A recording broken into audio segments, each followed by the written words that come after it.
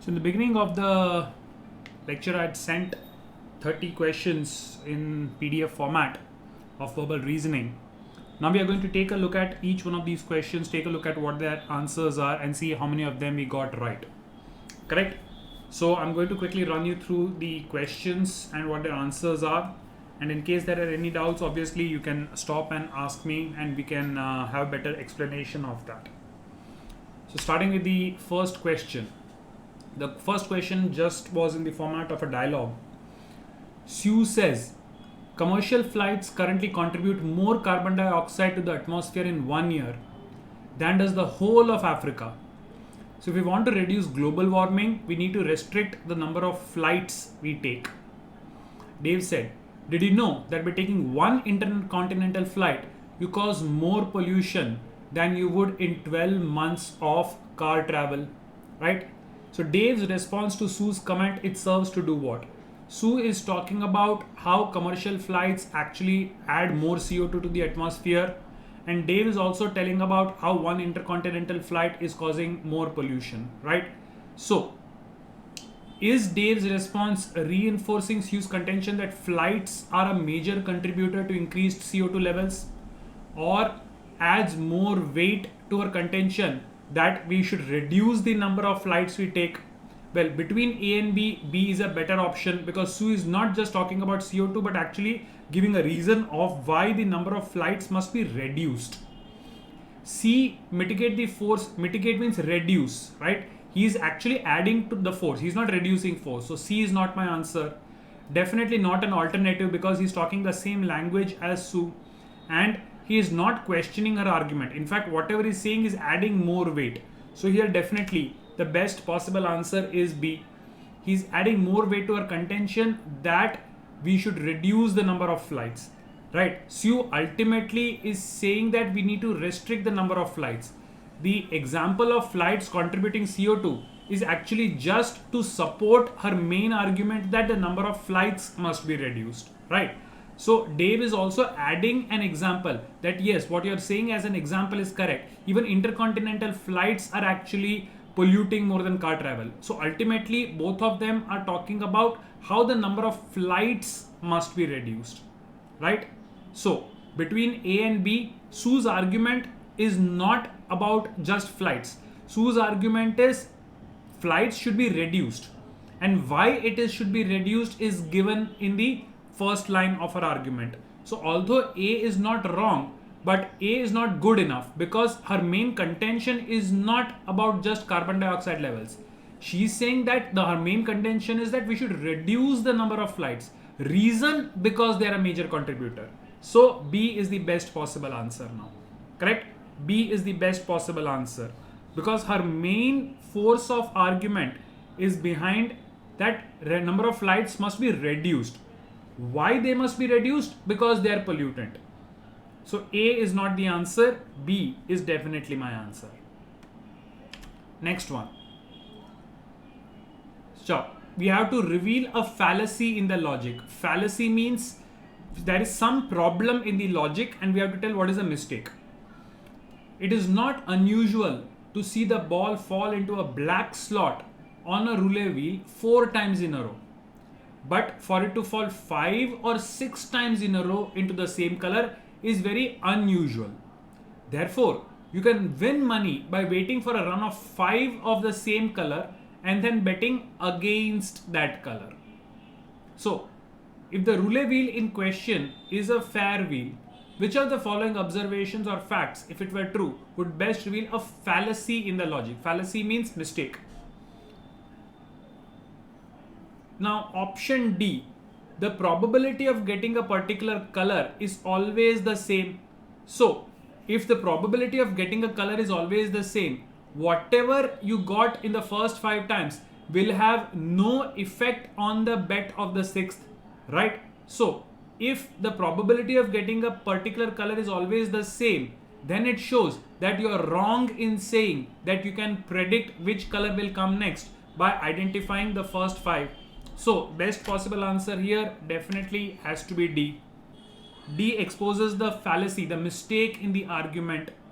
Now, Dhruvi, see, the probability of getting a particular decreases. It does not. See, if the probability of getting a particular decreases with the number of times, then obviously this is correct.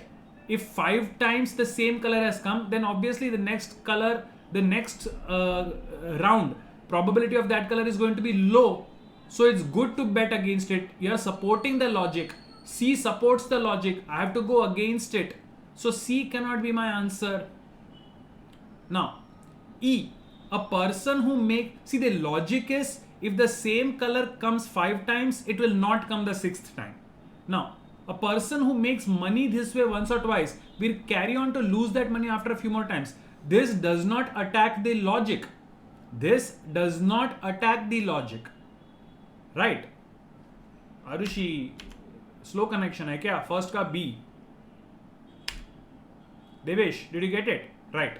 So this one definitely has to be D. This one definitely has to be D. Did everybody get it? Sure. Sure. Moving on to the next one then. The two portions in boldface are related to each other in which of the following way? Right? This is bold and this part is bold. So these two parts, how are they connected? On the basis of the Big Bang theory, scientists predicted levels of helium-3 in the universe that are 10 times greater than the levels actually observed. According to the original model, helium-3 is produced when low mass star burns up hydrogen and becomes red giant, as well as being produced in the Big Bang itself. Researchers have now produced a new model in which the helium-3 produced by red giant is pushed by the star's interior and burnt up. Hence, the Big Bang theory is no longer undermined by helium-3 data. Right? Helium-3 data. So now, what is this? The best option. The first points to an inconsistency in a model, and the second is the author's main conclusion. C definitely is my answer in this case. Okay, Amanbir and Manush are saying there was no bold in the things. Just let me check that. There is no thing. There wasn't some bold. Let me see. Okay, got it. Yeah, lot of it was not in bold.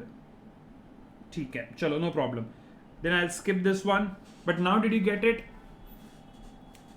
While converting to PDF, some of this did not get converted to bold. Okay, ठीक है, चलो, no problem. जहाँ पे bold नहीं है, that I'll skip then, right? In case you got it, then yes. But if you did not, तो ठीक है, चलो. So I'm moving ahead to the next one then. Supremo could best defend itself against the charges. So there is some charge accusation against Supremo. You have to show what defense they can use. Okay. The Committee on Sexual Discrimination in the Workplace has highlighted Supremo Company as a chief offender. Of the 20 senior executives in the firm, only one is a woman. And of the 40 junior executives, only 5 are female. Only 1 out of 20 seniors is a woman. Only 5 out of 40 junior are women.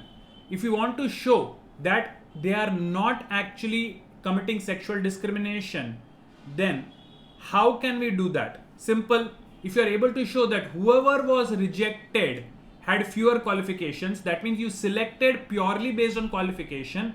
That's a clear indicator that you did not discriminate. The selection was purely on the basis of merit, right? So now see, if 10 times more men than women applied for the job, that does not prove anything, right? Let us say 10 men applied, only 1 woman applied. All the 10 men were not at all qualified, but the 1 woman was qualified. Whom would you select, the man or the woman? If 10 men applied, but only 1 woman applied, but all the 10 men were not at all qualified, and the 1 woman was qualified, you have to select the woman, right? So just because more men applied, do you think selection is in proportion to application? Do you think if 100 men apply and 10 women apply, तो 10:1 के ratio में selection भी होगा? No. The selection can never be in the ratio of application, right? So C does not help. C does not help. Do you get that? C definitely does not help, right? If you show the numbers are immaterial, because we are selecting on the basis of qualifications. So if you select somebody on the basis of qualification, how many men and how many women are applying, that does not matter. Even if only Hardi, see question क्या है, supremo company के ऊपर एक case लगा है कि they are selecting more men and they are not selecting women, right? They are showing a bias against women. As a proof, they are saying out of the 20 seniors in the company, 19 are men and only one is a woman. Out of 40 junior executives, 35 are men and 5 are females. So the सामने वाला is saying कि they are not properly, they are discriminating against women. You have to show that they are not discriminating against women. How do you prove that the selection does not show discrimination against women? Now did you get it, Hardi? Okay. Anybody else? Any other option? Why not A? If men and female at the same level have the same qualification, how do you know that enough? See, suppose 4 men applied and 4 women applied. Why did you not select and 2 men? The women had good qualification. Out of that, 2 men and 2 women had good qualifications. Why did you select 1 man and 1 woman? You could have selected 2 women, right? I can argue anything in one. One does not show that I have not discriminated against women. So A cannot be my answer because A does not show that I am not considering gender. Just because the men and women have the same qualification does not prove that I did not discriminate. But by showing that whoever was rejected was not qualified, or rather all the people who were qualified were selected, is a clear indication there is no discrimination on the basis of gender. Did you get that? And Manush, there is no question of pay. तो जो question के बाहर है उस तरफ तो जाने का ही नहीं, एक्स्ट्रा सोचने का नहीं क्वेश्चन के अंदर, राइट? पे की बात ही नहीं चल रही है. So you can not use that kind of an argument in this question. Making sense? Right? Are we together on this everyone? Okay, next one. What does the speaker assume? Okay, John has 20 years of typing experience behind him. Therefore, if you are looking for an efficient typist to enter your data into the new system, you need not look further. You want somebody who has efficiency. John has experience. Why should I select him? If I want efficient typist and John has got experience, the only reason to select him is that the experience gives him efficiency. So A is my answer. Experience gives him efficiency. Now see, Josh's job profile is the best that the new employer is going to get, right? Why should I not look any further? How do if I say that इससे बढ़िया नहीं मिलने वाला, जब तक मुझे कोई नया प्रोफाइल नहीं मिलता, how can I say that this is the best? I'm being told don't look at anything else, directly take him. If I don't look beyond Josh, how will I know that this is the best profile that I'm going to get? So C cannot be my answer. C cannot be my answer. Okay, type of typing required is identical, similar to what Josh has been doing. Fine. So why, if Josh has been doing something similar to what I need, why should I not look at other options? And how does this show that he is going to be efficient? I require efficient typist. If Josh is doing the work similar to what I need, how does efficiency get proved? Right? And why are they mentioning 20 years of experience as the reason why I don't need any other option? If Josh is fast and accurate, why did the speaker mention he has 20 years? What is the speaker trying to say? And Sakshi, ये तो सबसे बेकार answer है. Just because somebody fits well into the new office is not an indicator of efficiency. सबसे उसकी अच्छी बनती है. So what? I need a person who is efficient at work. I don't care whether he fits into the office or not. I want him to be good at his work. So E is the worst answer. Did you get it? The speaker is saying Josh has 20 years of experience. Take Josh if you want efficiency. So what is the speaker trying to say?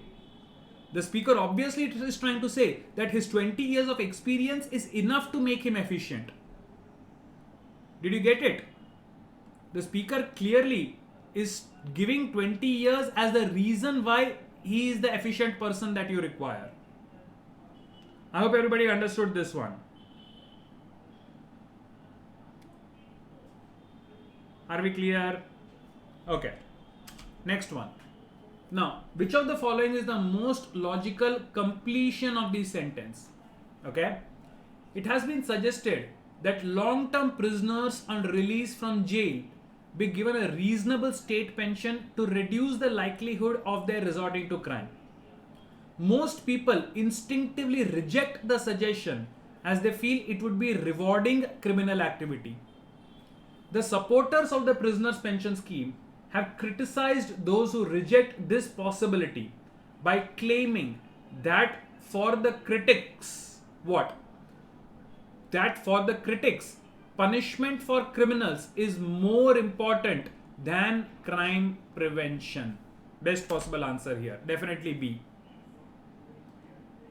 They are saying that once a prisoner is released from jail, the state should give them a pension.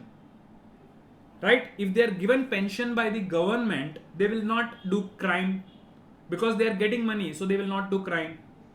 So those who are against this policy, they are saying that you are encouraging people to do crime. The persons who support the pension policy, they say that is punishment more important than preventing them from doing crime? Right? Now,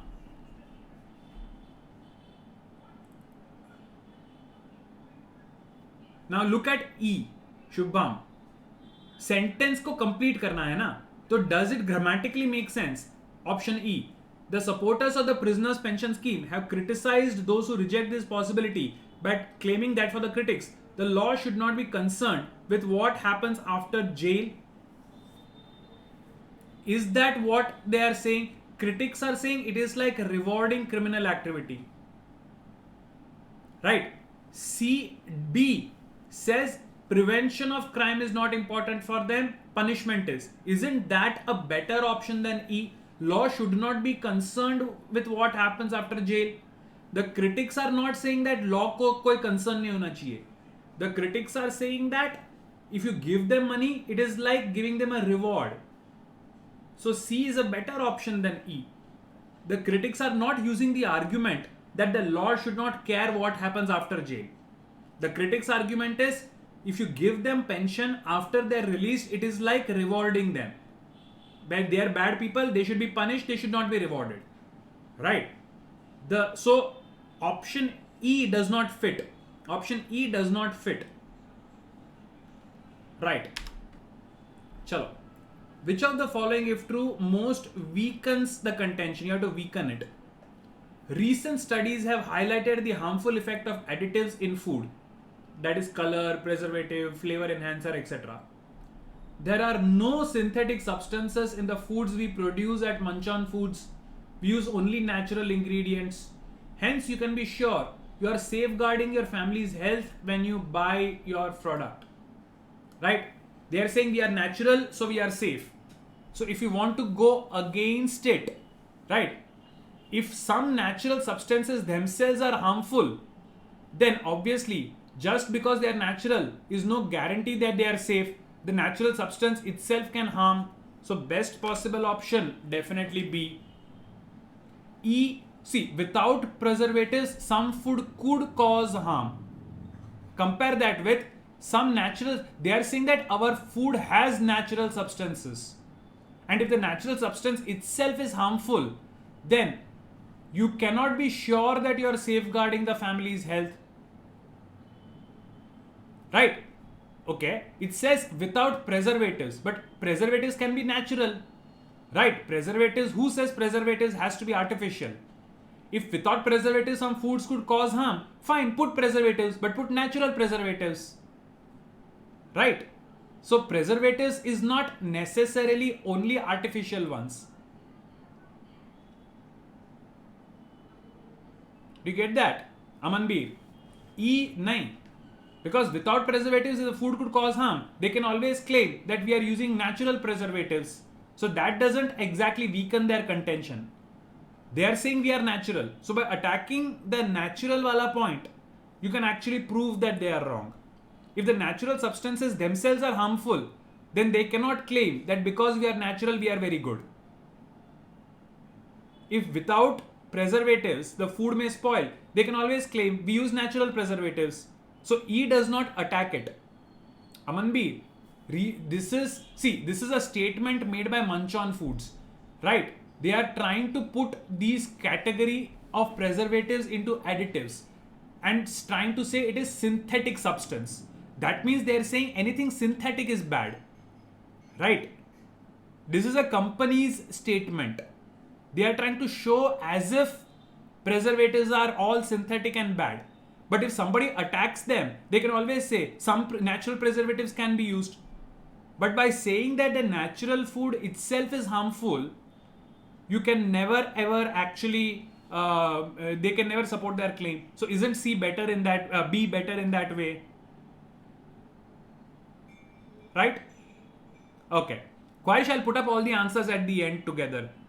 Let me do this here. Come on. 5th is A, 6th is B. 5th is A and 6th is B. Chalo. The argument above assumes all the following except. Guys, you need to be very careful in reading this one. Right? Out of the 5, 4 have been assumed. One of the assumptions is not made. Chalo. A fruit known as amla in certain parts of Asia is an excellent source of vitamin C. A small quantity of the fruit, grated and added to salads, provides almost all the daily requirement of this vitamin. However, the fruit is very sour. A new process designed to remove most of the sour taste will make the fruit acceptable to American tastes. We are therefore starting to grow this fruit for sale in the United States. What are the assumptions? Americans generally won't eat sour food. Yes, it is assumption. New process does not remove significant part of the vitamin content. Yes. Market exists for new source of vitamin C. Yes. Fruit can be only used in salads. No, it can be used in salads, but it does not say only salads, right? So this assumption is not made. Hence D is my answer. Definitely D is my answer. Now apart from being sour, there are no other objections. Yes, the only thing is they're saying we are removing the sour taste and it becomes acceptable. So other than being sour, there is no objection. So E is also assumed. D is the only thing which cannot be assumed. Get that? D is the only thing which cannot be assumed here. B. Now, see, the new process is designed to remove most of the sour taste. Why do you assume that it does not say anything about vitamin content? Right? But if it does not remove a significant part of the vitamin content is true, only then it will be acceptable, right? Because it starts with saying that this is an excellent source of vitamin. Now if the process removes the vitamin C along with the taste, then this fruit may not be sold much because it starts with the main point that it is a source of vitamin C. Right, and so the process only removes the sourness. That's why. Chalo. I think again this is a bold part. I'm going to skip this one because there was. I'll show you the answer, but I'm not going to discuss because I don't think the bold part was there in the PDF. Right? Was this bold? Was certain parts bold known? Right? So if you have marked it C, ठीक है. But I'll skip this one. Chalo. Moving ahead. Now. Barbie could strengthen her position, right? Barbie could strengthen her position by pointing out all the following except only one of them does not strengthen the position, okay? Anton says, I sold my house on an internet site last year and was happy with the price. I got a speedy sale and the cost of advertising was insignificant. I would advise you to avoid real estate agents. Barbie says, it is in the interest of the real estate agent to get me the best price for my property because he gets a commission based on the selling price. Therefore, when selling my house, I will certainly use an agent rather than trying to sell the house by word of mouth or by advertising in the newspaper or on the internet. So both of them are against each other. Chalo, Barbie could strengthen the position by pointing out what? All of them except which one? Right? So if it strengthens, it is not the answer. Houses of comparable value obtain lower price when sold on the internet. If it gets a lower price when sold on the internet, then definitely you should not do it. You should use an agent. So A helps her. Very few houses are sold on the internet at the moment, so valid comparison is difficult. It is again in Barbie's favor. The agent service includes many add-on benefits in terms of legal fees, surveys, report, advice that are not available on the internet. Again in support of Barbie. Some buyers pay the agent to find them a cheap house. How is this helping her to say that agent is better than internet? No. Agent's commission is less than the difference between the internet price and the higher price the agent obtains for you. Okay? So if agent's commission is less, it's a good reason to use him. So definitely D has to be my answer. Definitely D has to be my answer here.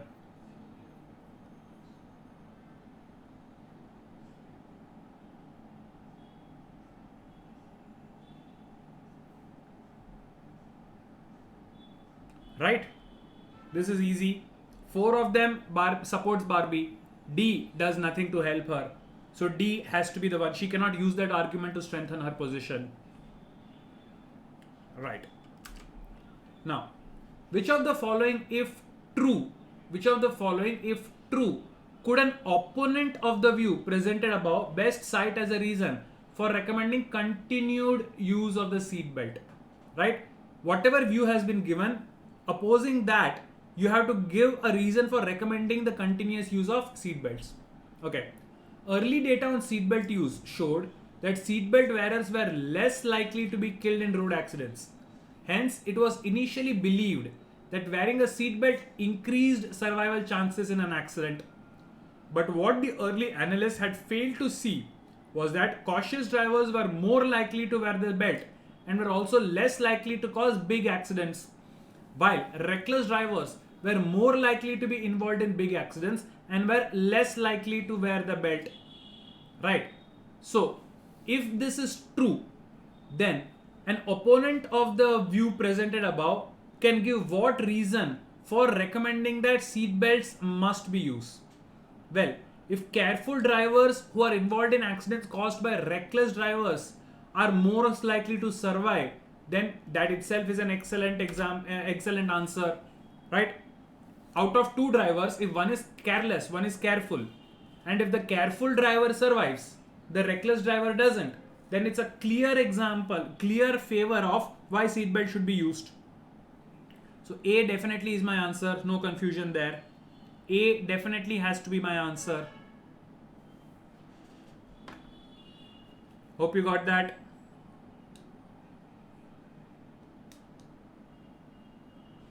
Okay. Next one. Which of the following, if true, most weaken the author's contention? You have to weaken the contention. Okay.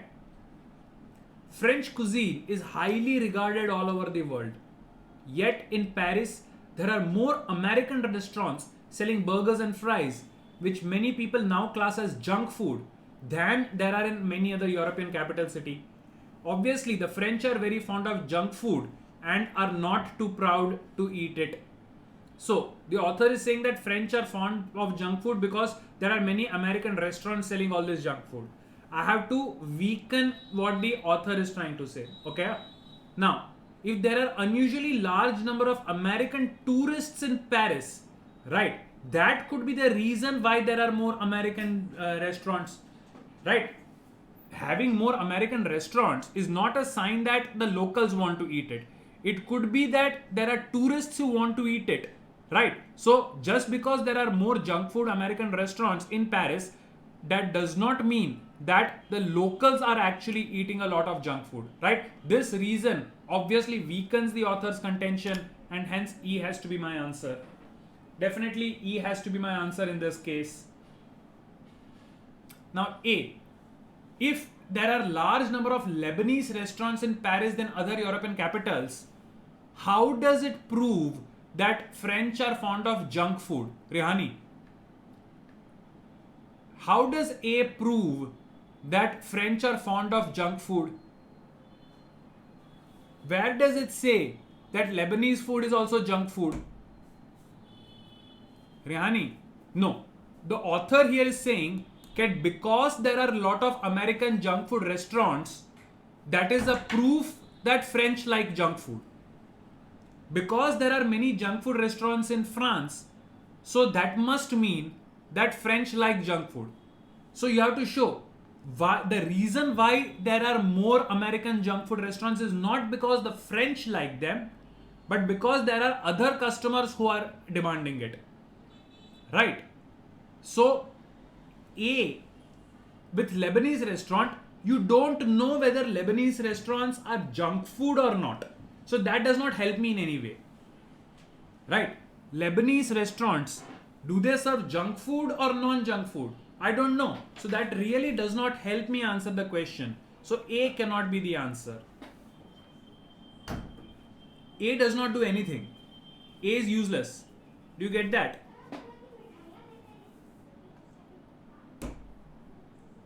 Chalo.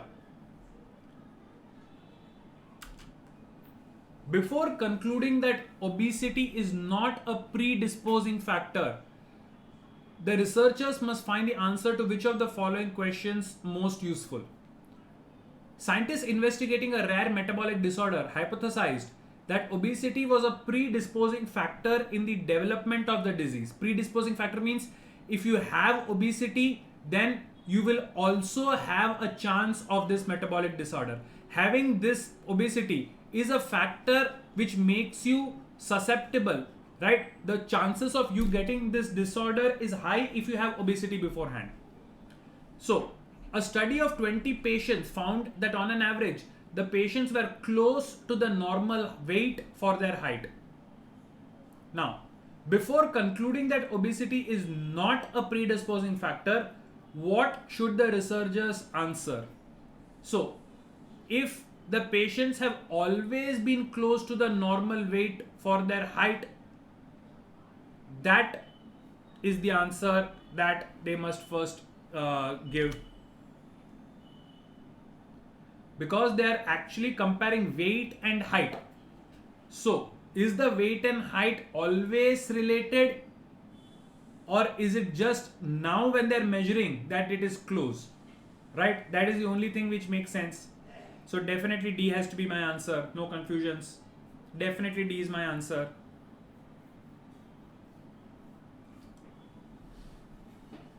Okay. Now, again boldface. So I think bold was not there in the passage. I'll need to skip this. If you have answered it, it is C. But now we'll skip this one.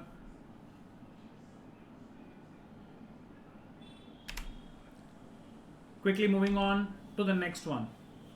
Now, 15-16, two questions, they refer to this, right? This and the next one. So here, the first I have to strengthen Arda's argument. So Jai says, we have too many people working on each of our computers in the office. The high frequency of breakdown is due to too many people handling the same hardware. Arda says, we have just as many people working in our office, yet we hardly need any repair to our system. So our systems must be more robust than yours. Jai says too many people are using the system, that is why they break down. Arda says even in our office we have the same number of people, but yet our systems don't break down. That means our systems must be more tough. So I have to strengthen her argument.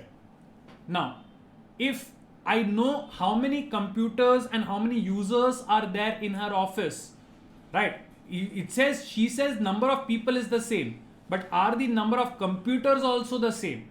If that is given to me, then I can actually compare the two data. So definitely C has to be my answer. right? Why not B? The type, see, let us say in J's office there are 1,000 people and there are 10 computers. In Ada's office also there are 1,000 people and it says our computers don't break down. Well, you can make the comparison if the numbers match, right? 1,000 people हैं तो computers भी तो उतने होने चाहिए. First you need to know the computers, number of computers is the same. Type तो बाद में आएगा. पहले you have to look at the number of computers, right? Now, why not? See, even if I know number of computers in J's office, Ada is making the claim that our number of this are same. So Ada has to give how many computers are there. So with number of computers is not enough. Ratio of computers is required. Per X number of people, how many computers are there are required. Rehani, if the ratio isn't in her favor, obviously, but to strengthen her argument, if she's able to show the data, she has to show the data.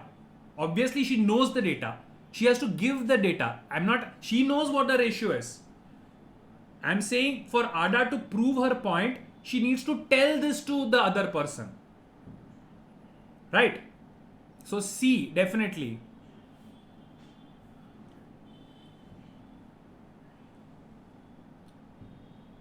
It's not efficiency, it's robustness, right?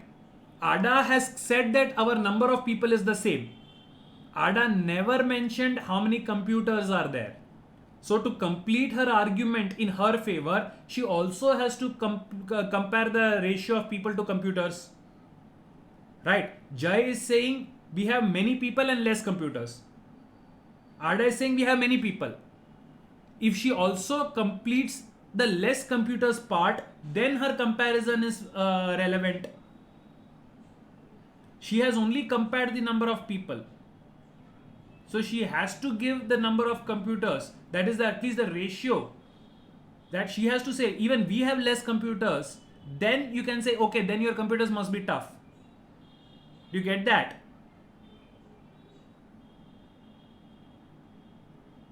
For her argument to work, first number of people and number of computers must be known.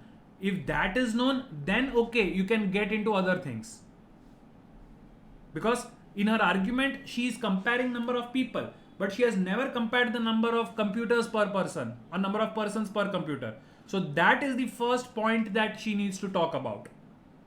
Only then her argument will be strong. Do you get that?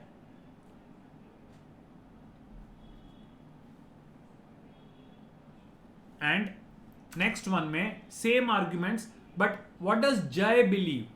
Right, the same arguments. Here, what does Jai believe? The only possible option is that he's saying the high frequency of breakdowns. The word high indicates that it is above average. That's the only thing, that is the only thing which can be concluded. So definitely B is my answer here. B is the only conclusion which can be reasonably made. So definitely B is the only answer that I'm looking at.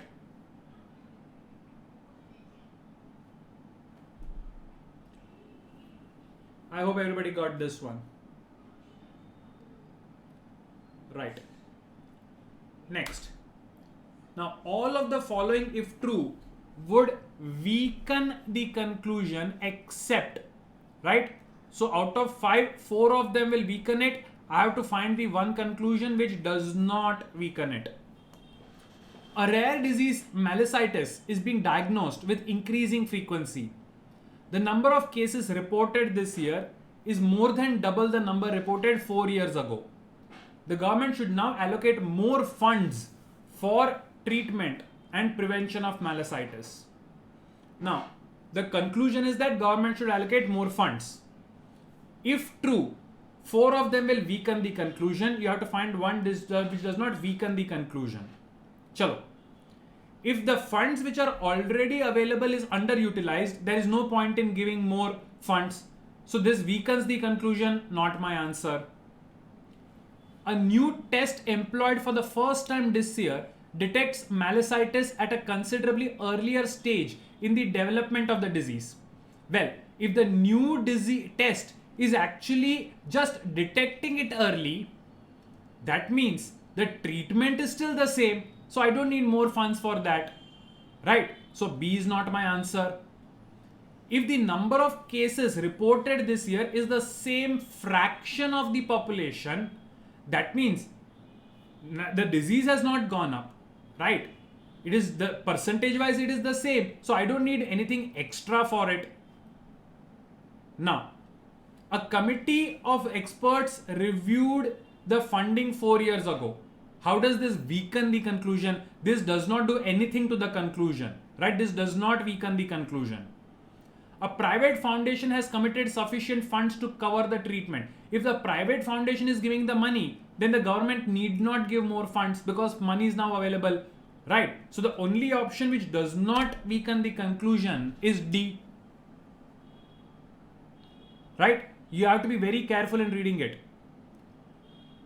Now, Aditya, B. 4 years back and now, the number of diseases is the same. Right now, only it is being detected earlier. It looks, so because of the new test, it is detected earlier. The number of diseases earlier it was detected late.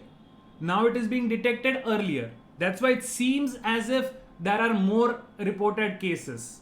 In reality, they are not. So I technically don't need more funding then. I'm just detecting the disease early. Right? So that does not require more funding.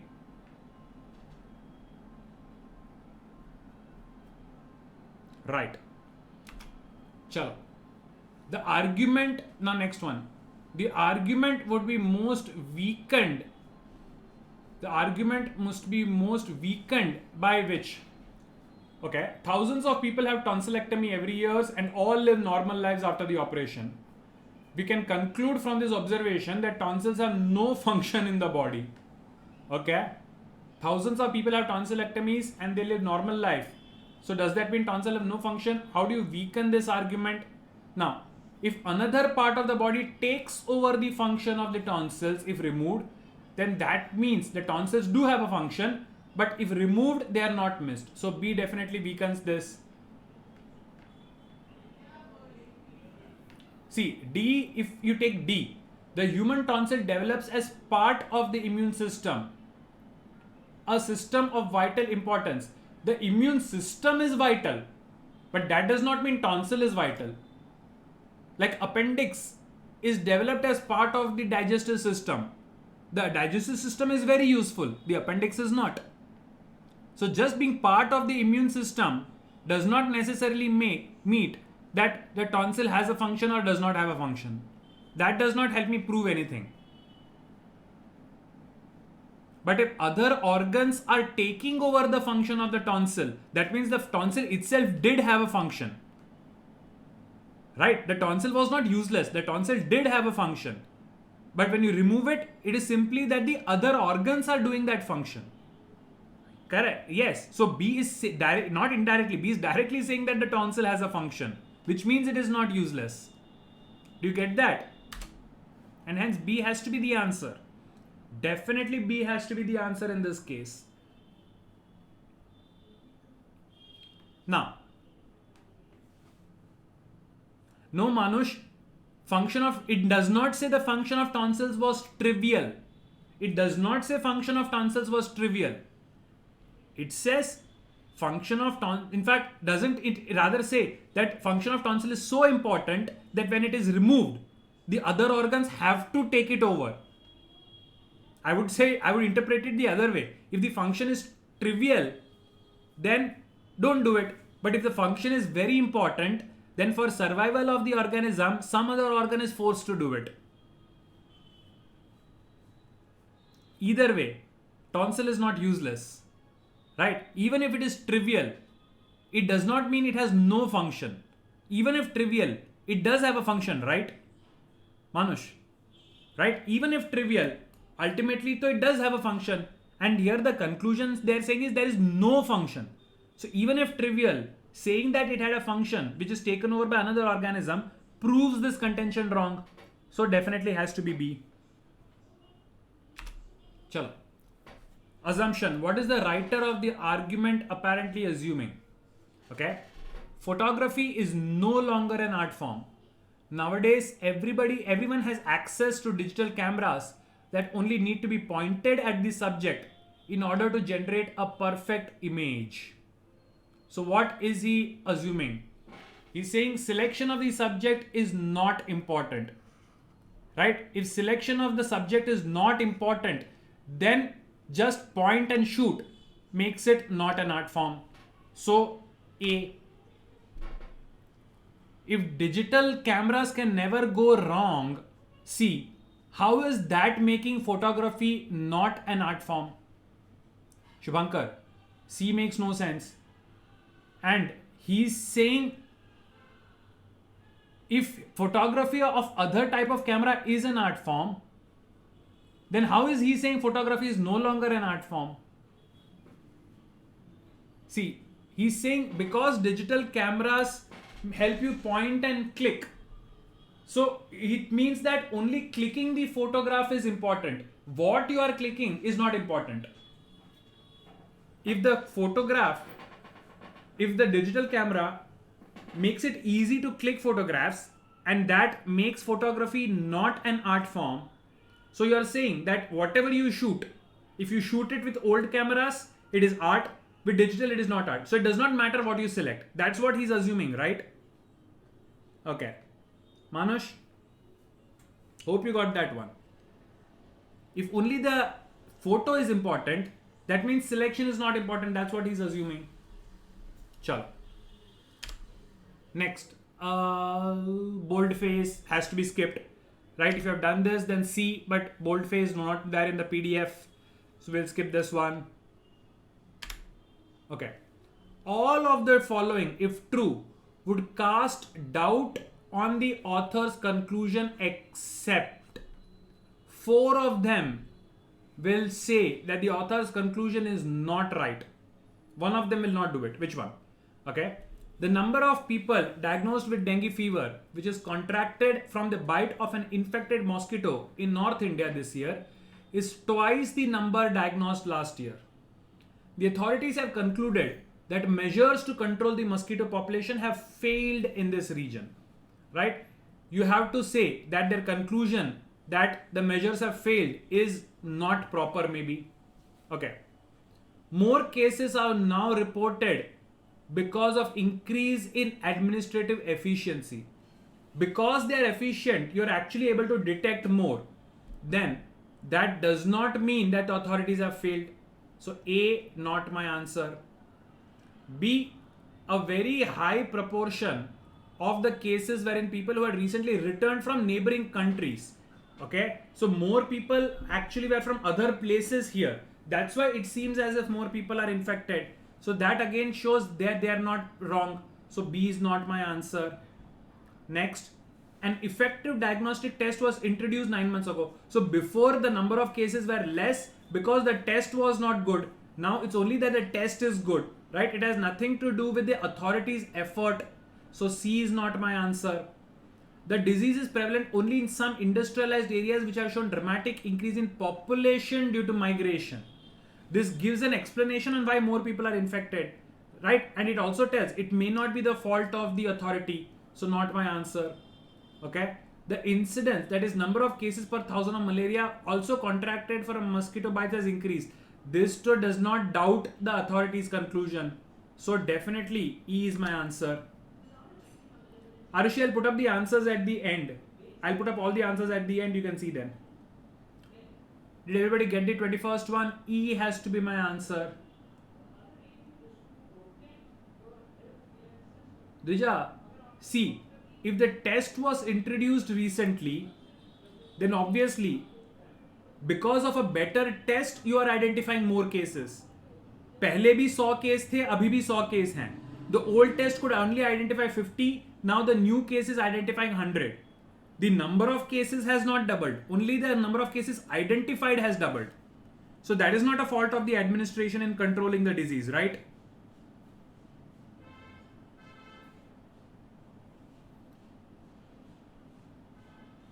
Chalo. The conclusion would be most severely weakened. Now this is for 22 and 23. right? You have to weaken the conclusion. Rihani is saying, wouldn't E show that the authorities have failed?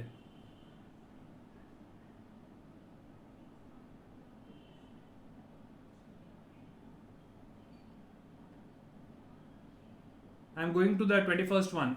Rihani is saying, wouldn't E show that the authorities have failed? See, all of the following would cast doubt. The authority are saying that they have failed. You have to show which one does not cast a doubt on the conclusion, means say that they have not failed. Except, so yes, E does say that they have failed, and that is what I need as the answer, right, Rihani?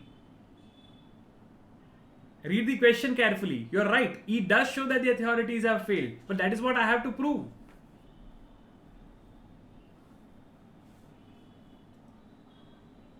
Are you getting this one? Yes. They are concluding they have failed. 4 of them will say they have not failed. Which one says that they have? Has to be E. Okay. Weaken the conclusion. Okay. In a recent study of responses to visual images, researchers found that women most frequently gave the rating most attractive to images of male faces that were more feminine in contour, and rated more masculine faces on average less attractive. The researchers concluded that modern women prefer men who are less obviously masculine in facial features. I have to weaken this argument. Now, if the faces who were more masculine were all significantly older than those with feminine, then it is possible that the women were responding to age and not to masculinity or femininity. Right? So E can potentially weaken the argument. E can potentially weaken the argument.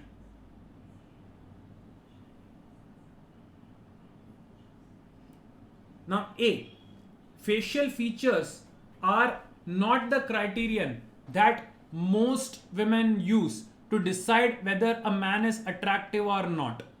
Now what most women do, I don't know. But in this study, what modern women do is what I'm looking at, right?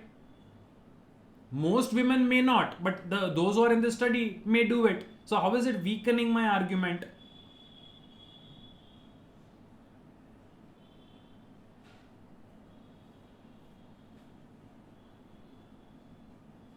Right? And achala, even if I say that A is true, between A and E, which gives you a better reason of why this is false? Manush, I'm not saying it does not weaken the argument, but even look at the question. Which of them would most severely weaken it? That means multiple answers can weaken the argument, but most severely, which one weakens the weakens the conclusion? The conclusion is that women prefer men who are less obviously masculine in facial features. So, if E is true, that whoever had masculine features was actually old, then that gives you an alternative explanation. That it was the age probably which put them off and not the masculinity.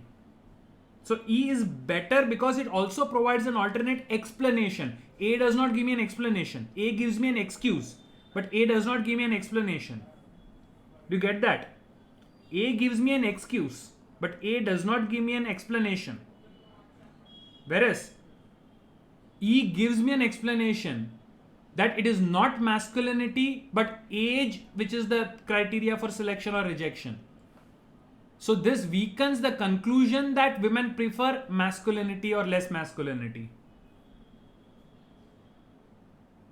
It is giving an alternate explanation for the results. Right? The conclusion is one result. I have to show that whatever is there, how do you explain that women liked people who had less masculine features? Because those who had less masculine features were different in age also. It gives you an explanation.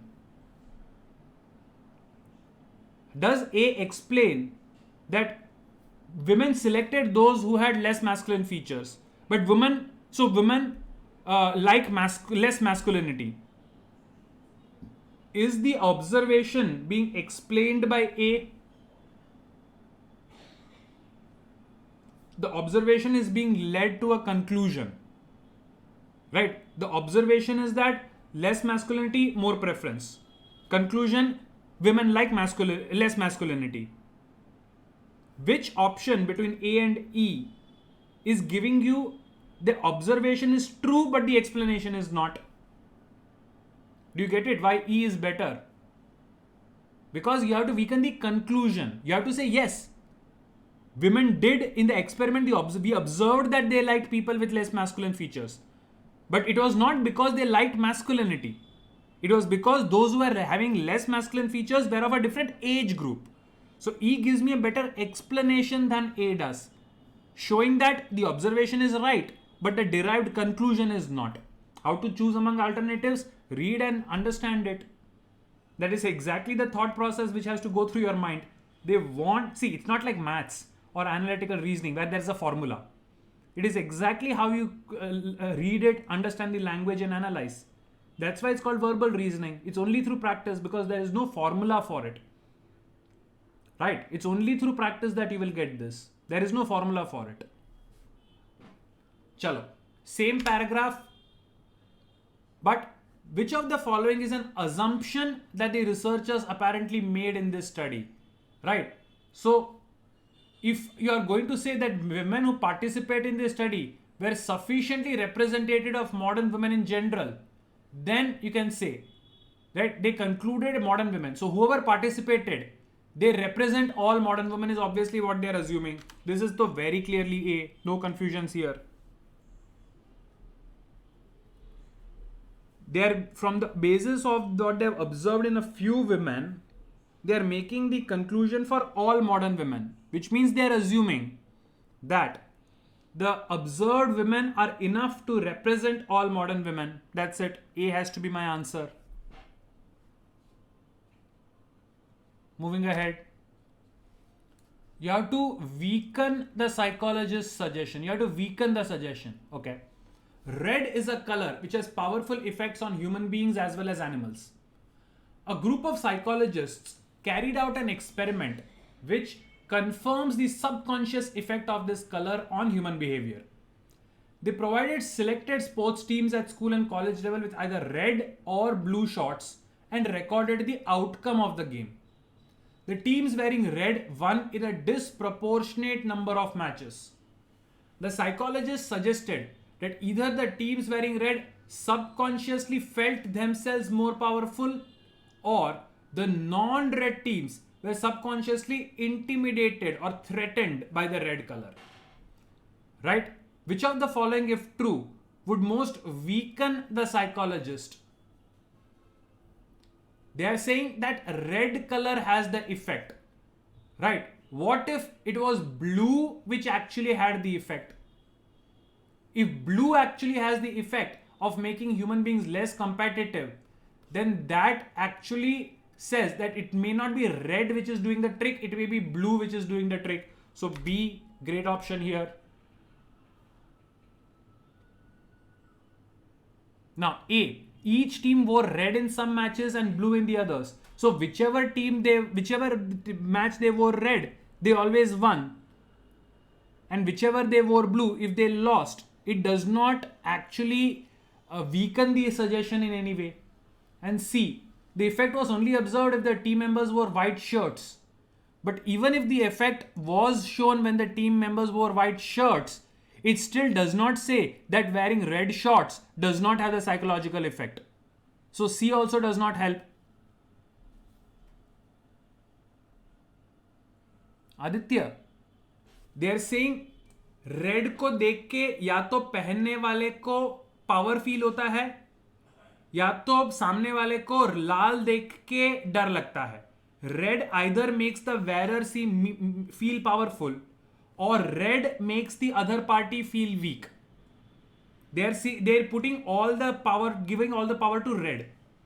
But if it is actually blue which is making them weak, then the suggestion that red has power is wrong, and hence B. Got that? They are saying red is responsible. B, says that red is not responsible, blue is responsible. So B weakens the suggestion. Yes, based on this experiment. Right. Next one. Again bold face. We have to skip. If you have marked this D, ठीक है, वरना bold face जाने दो. Okay. The counselor's conclusion is most weakened by which observation? Okay.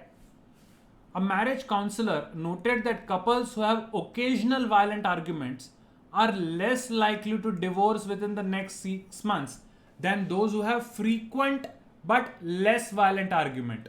Right? Violent हो सकता है लेकिन कम होना चाहिए तो डिवोर्स नहीं होगा.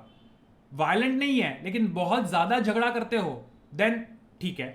So he concluded that frequent arguing is a major factor in the causation of several marital disharmony. He's saying that the more you argue, the more problems will be there in the marriage. How do you weaken this argument? Now, if actually couples have already come to the point of divorce, they start arguing more, then it is not argument which is leading to divorce, but actually divorce which is leading to argument. So definitely A the answer. Definitely A the answer. Amanbir, see, in the guys, I'm just going back to the previous one. Amanbir has a question. Amanbir, the psychologists are saying red either makes the wearer powerful or red makes the other party weak. The psychologist is saying red is doing all the work. To prove them wrong, you just need to show that it is blue which is doing the work. Do you get that?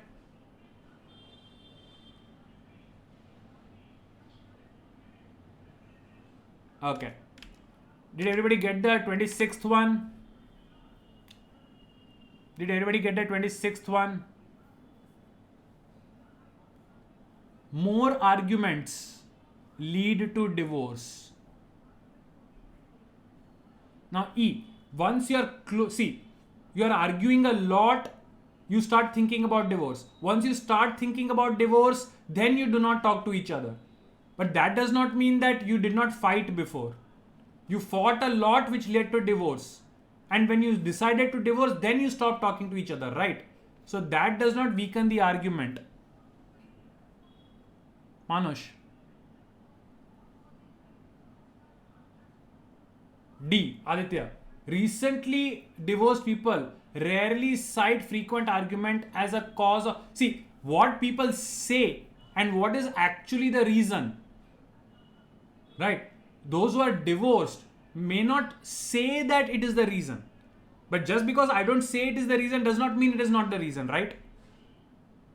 It is up to the expert to decide what the reason is. Did you get that? Okay. Akash, I'm going back to the previous question, 24th. See, if they are wearing white and red, they win. If they are wearing white and blue, they lose. If they are not wearing white, तो red and blue से कोई फर्क नहीं पड़ता. Does this still say that red definitely has an effect? It is not white which is doing the work, but white is necessary for red to do the work. Do you get that? Okay. Chalo. 27th. Which of the following, if true, casts the most doubt on Dean's conclusion? Whatever Dean's conclude, you have to prove it may be wrong. Dean claimed that as a result of continued cutbacks in the budget for pure science research, fewer students are choosing a career in physics, and therefore the number of postgraduate students studying physics is likely to decline. They're saying there is less money for science research, so less students are choosing career in physics, and hence number of postgraduate students will also decrease. Which one will say that his conclusion is not correct? So, if most postgraduate students move to careers in computer science and engineering, which is applied science, engineering is known as applied science, then the cutback is only in pure science, right? But if postgraduate students can have a career in applied science, then why should there be a decline? So C definitely can be my answer. Now, A. the number of students majoring in physics at the UG level has been increasing steadily, right? But that does not say that postgraduate students will decline is wrong. Just because UG is increasing, it does not give you a reason why PG should not decline. Aditya, Manush, A does not do anything. Undergraduate students बढ़ रहे हैं, but that does not tell you anything about what will happen to the number of postgraduate students. But this person is saying that because pure science is not supported, तो physics में कोई PG नहीं करेगा. लेकिन अगर physics PG करके applied science में जा सकते हो तो प्योर साइंस के नॉन फंडिंग से कोई फर्क नहीं पड़ता है. So best option here definitely has to be C. Do you get that, Rihani? Now chemistry has nothing to do with physics, right? So just because chemistry में something happened, you cannot use that to do anything with the physics argument. So B is useless. B does not help me in any way. And C definitely it gives me help. So has to be my answer. Now, the expert's opinion would be strengthened by which of these observations? Okay. A nature conservancy expert found little support for his campaign to protect toads. He suggested that even though the campaign highlighted the vital role toads played in the ecology of the region, people were unenthusiastic about saving toads, as these animals are perceived as unpleasant creatures, and people seldom feel passionate about animals with which they have no positive feelings. Okay? He's saying that if you don't have a positive feeling for something, then you don't care about saving it. You have to strengthen his argument. Now, B says, a recent campaign to save bats achieved a measure of success only after a cartoon bat was adopted as the mascot of the local football team. Bats are not pleasant creatures, so nobody cared. But when a cartoon bat was adopted as the mascot of a team, then people had positive feelings for bats, and then the campaign to save bats achieved success. They created positive feeling for a bat, so automatically they were more passionate about saving it. So B strengthens his observation. Now, D says the campaign to protect toads has been in existence for 5 years and yet the population is describing. Does this in any way help you understand what is the relation between positive feelings and passion? Does D help you understand the relation between positive feelings and passion? How does it do that, Manush? Campaign has been in existence, but the population is declining. It could be any reason. So people don't have positive feelings and hence they are not passionate. ये तो explain ही नहीं करता है ना उसको, right? This does not talk about passionate feelings at all. A toad is like a frog. Toad is similar to a frog, very similar to a frog. Manush, forget the last line of the given passage. Just look at D. The campaign to protect toads was running since 5 years, but still the population is going down. Does this explain anything regarding feelings of people towards toads or their passion? It says the campaign is not successful. Why is it not successful? Does it tell you anything about how people's feelings relate to people caring about things?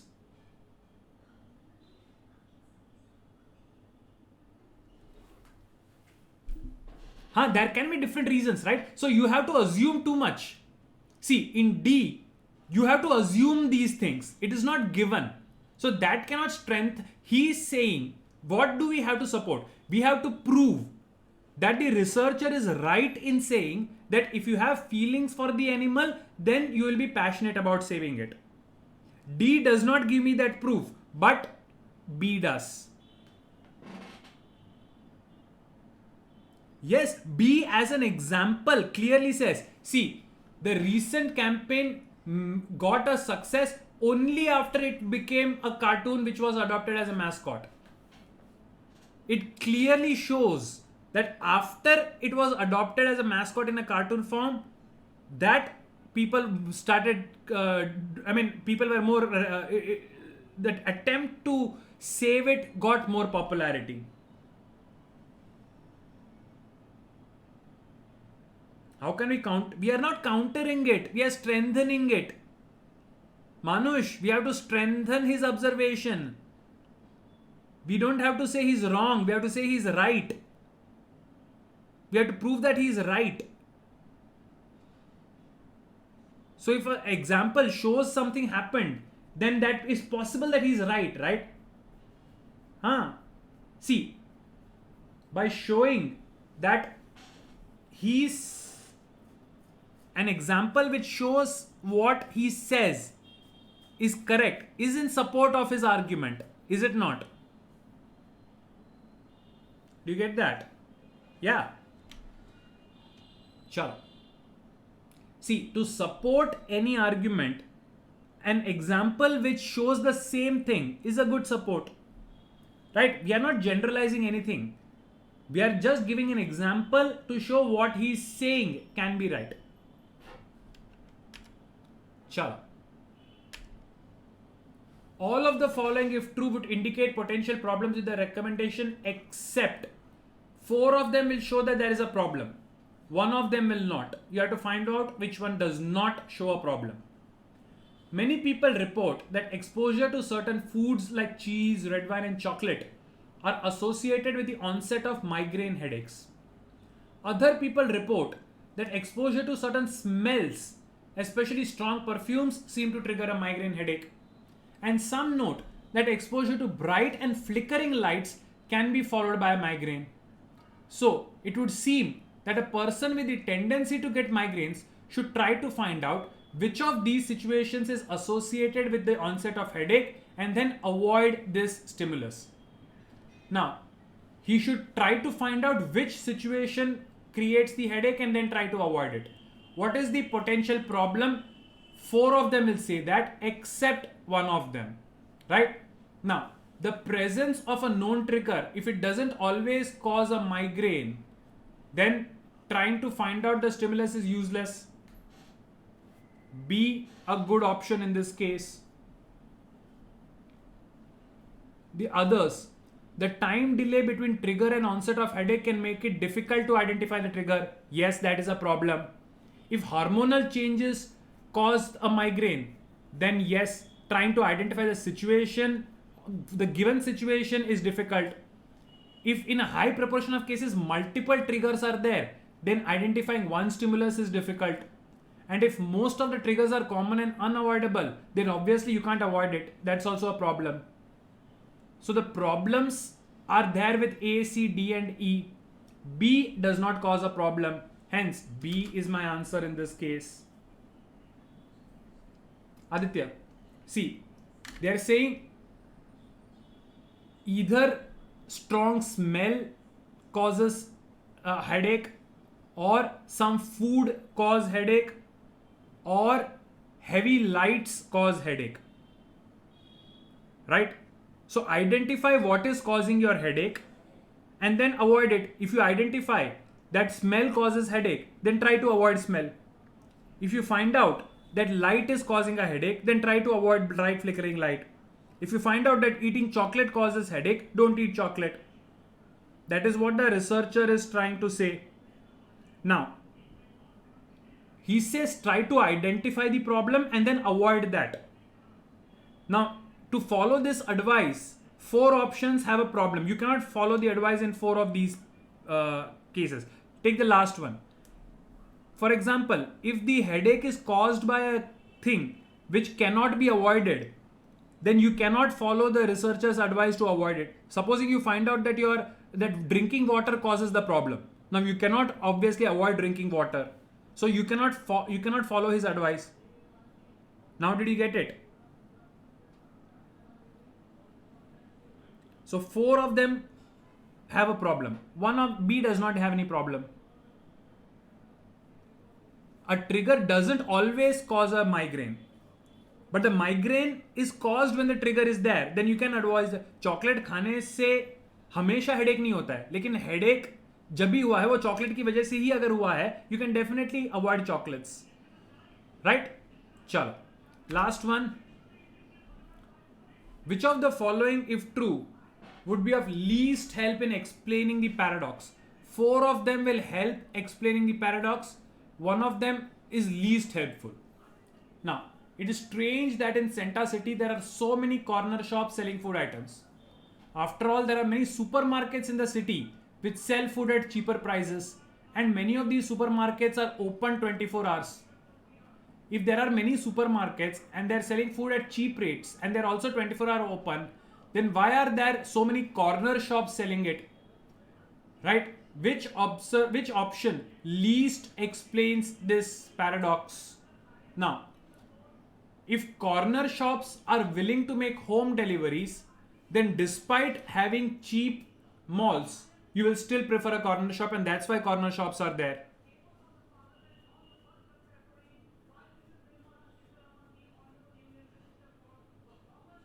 But does this really help? Ek second.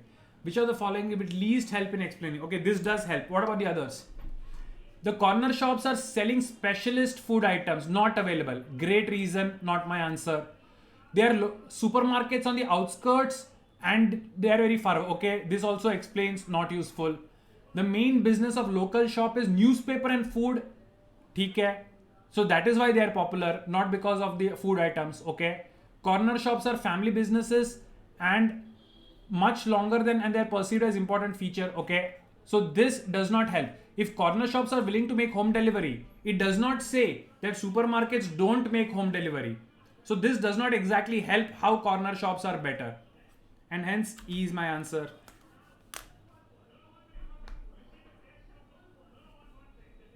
Yeah, local corner shop means local shop. Corner shop means local shop. Corner shop and local shop is the same thing.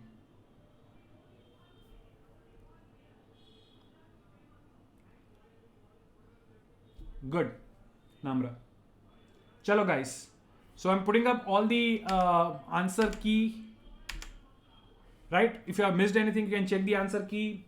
If not, then we are done for the day. Right? We are done for the day. If there are no questions to ask, you may exit the session. Have a good day and stay safe.